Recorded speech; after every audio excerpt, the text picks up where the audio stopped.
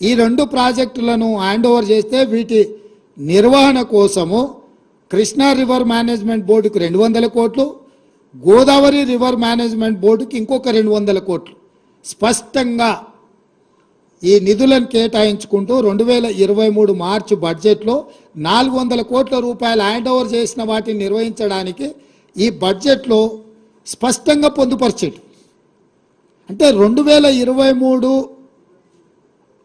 బడ్జెట్లోనే Godavari Krishna river management బోర్డులకు ఈ ప్రాజెక్టులను హ్యాండ్ ఓవర్ చేసిన తర్వాత నిర్వహించడానికి అయ్యే ఖర్చులకు 200 కోట్లు 400 కోట్ల రూపాయలను కేటాయించడానికి ఇగో చంద్రశేఖరరావు చీఫ్ మినిస్టర్ బుక్ మీద కింద పేరుంది.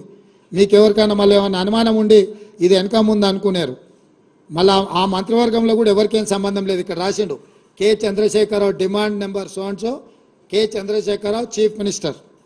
ఈ పుస్తకంలోనే 114వ పేజీలో కృష్ణా రివర్ మేనేజ్మెంట్ బోర్డుకు కృష్ణా నది మీద ఉన్న ప్రాజెక్టులను స్వాధీనం చేయడం, గోదావరి నది మీద ఉన్న గోదావరి ప్రాజెక్టులను హ్యాండ్ ఓవర్ చేయడానికి చంద్రశేఖరరావు స్పష్టంగా నిధులను కేటాయించిన విషయం.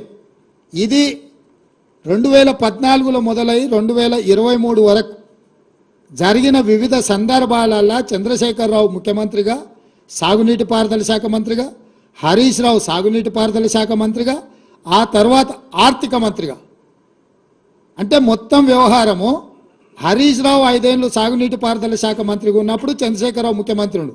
చంద్రశేఖరరావు 5 సంవత్సరాలు సాగునీటి పారుదల శాఖ మంత్రిగా ఉన్నప్పుడు హరీష్ రావు గారు 5 సంవత్సరాలు ఆర్థిక మంత్రిగా ఉన్నాడు.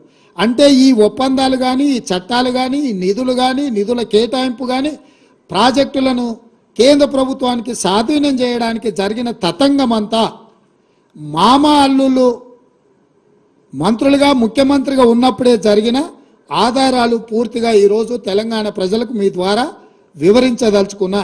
ఇది ఒక కోణం. చట్టం చేయడం, చట్టాన్ని అమలు చేయడం, ప్రాజెక్టులను నిర్వహించడానికి నిధులను కేటాయించడం అనేది పరిపాలన పరంగా జరిగిన నిర్ణయాలు.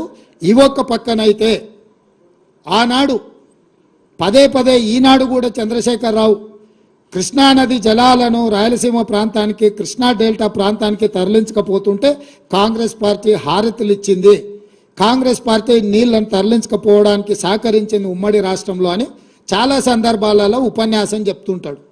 నేను ఈరోజు ఇక్కడున్న చాలామంది సీనియర్ పాత్రికేయ మిత్రులు ఆ రోజు కూడా జర్నలిజంలో ఉన్నారు, పాత్రికేయులుగా పనిచేసినారు, తెలంగాణ ఉద్యమకారులుగా మీరు కూడా ఉద్యమంలో పాల్గొన్నారు.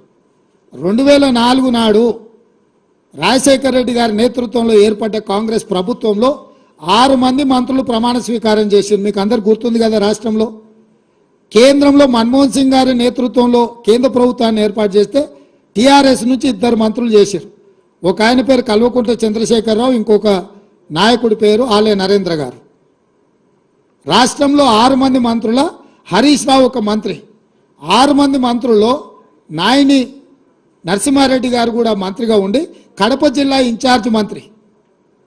2004లో కాంగ్రెస్ నేతృత్వంలో ఏర్పడ్డ ప్రభుత్వంలో ఆనాడు టీఆర్ఎస్ పార్టీ భాగస్వామ్యము మంత్రివర్గంలో ప్రభుత్వంలో. ఆ ప్రభుత్వంలో 6 మంది మంత్రులలో హరీష్ రావు ఈరోజు పెడబొబ్బలు పెట్టి హరీష్ రావు గారు మంత్రిగా ఉండడమే కాదు, నాయని నరసింహారెడ్డి గారు కడప జిల్లా ఇన్ఛార్జ్ మంత్రి. 11,000 క్యూసెక్కులతో ఉన్న పోతిరెడ్డిపాడు